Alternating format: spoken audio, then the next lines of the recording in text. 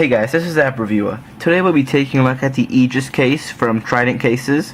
This case retails for $24.95 and it comes in a variety of colors. It comes in black, pink, red, blue, green, and yellow. And that will be only the actual back spine. The silicone insert will always be black. Now this case does feature a screen protector. It has a reinforced strap protection system, which is essentially reinforced corners with silicone. In case it were to drop on those corners, it'll provide some more shock protection.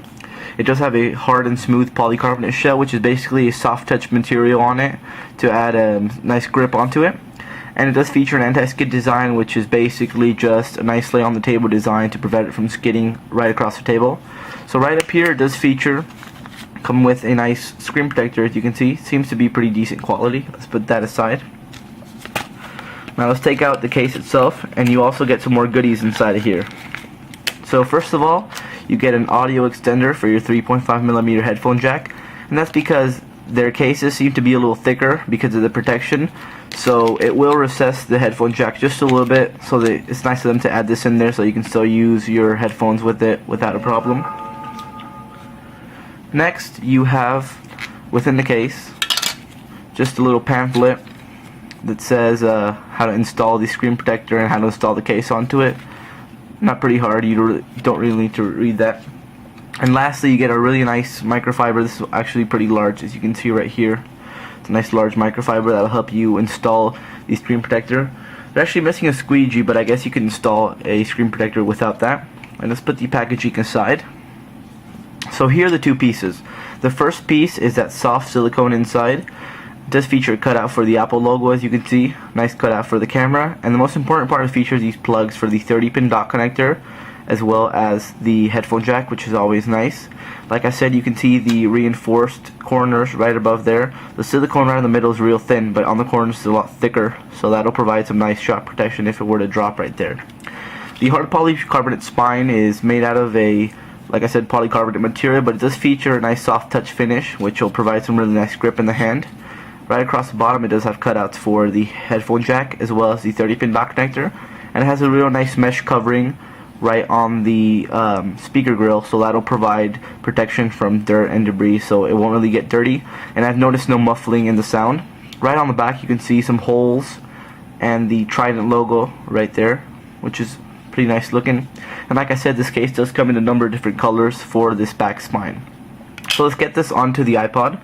Now, what's important about this is that the iPod, well, my iPod does have a full body scan on it. It has a front screen shield and a back protector, and it'll work just fine with this. So I'd like to go in bottom side first and get all the ports aligned right at the bottom.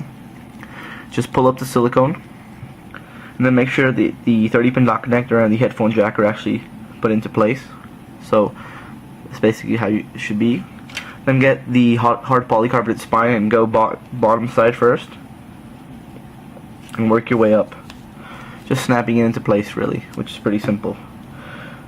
The power button is a little tough to get in, but as you can see, I already got it in, and that's what you should be looking at. That should be your final design, really. So overall, like I said, this case is pretty similar to the Otterbox Commuter case.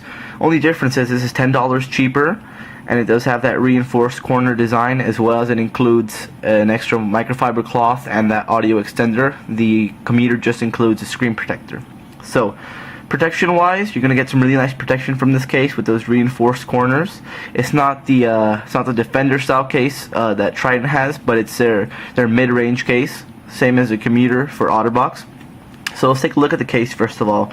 You do have that nice lay on the table design all around here. Like they say, that's their anti-skid design, and that works really fine. As you can see, it doesn't move a lot when I'm trying to shake it down on the table because the rubber is actually rubbing up against the table instead of the hard polycarbonate. As you can see, you have everything accessible over here. You have a nice little dimple right there for your home button, and that works just fine. Other than that, the screen is left unprotected, and that screen protector that they add you will basically just be the final step to protecting your screen. Right across the bottom, you have these nice little port covers that'll protect you from dirt and debris, and these fit in really nicely. The headphone jack, though, is a little tough to get in. I always have trouble trying to get it out. As you can see, I'm having trouble right now, so I'm not even really going to bother. But like I said, they do throw in that little audio extender to make sure that you can use your headphones, because it is a little recessed in there. And lastly, like I said, that speaker grill does have a little mesh covering on it, but it doesn't muffle the sound at all, which is good, and it'll protect it from dirt and debris. Once again, you can see the reinforced corners right here. What they'll do is basically when your iPod falls, there's some extra silicone there, so it'll protect and absorb some of the impact. On the left-hand side, you do have those rubber coverings for your volume buttons, and those work just fine. As you can see, they're very responsive. The silicone's thin in that area, so it works fine. Right across the top, you can see that power button right there, and that works just as fine. You get nice responsive click and tactile feedback. And then you have the camera and the microphone cutouts. The camera is spot on. I've had no trouble with that, and the microphone it's not cut out perfectly, but it doesn't affect any of the performance of the microphone at all. So overall, for $24.95 and comparing it to the Otterbox Commuter, I'd say definitely pick up this case. The Commuter does offer a little bit more protection because the silicone does seem to be a little bit more higher quality, but this doesn't mean that this case is bad at all. I think it's still a fantastic case, and I'd probably pick up this one instead of the Commuter just because of that $10 price point difference. They're essentially the same case because they feature that soft silicone inside and the hard polycarbonate shell.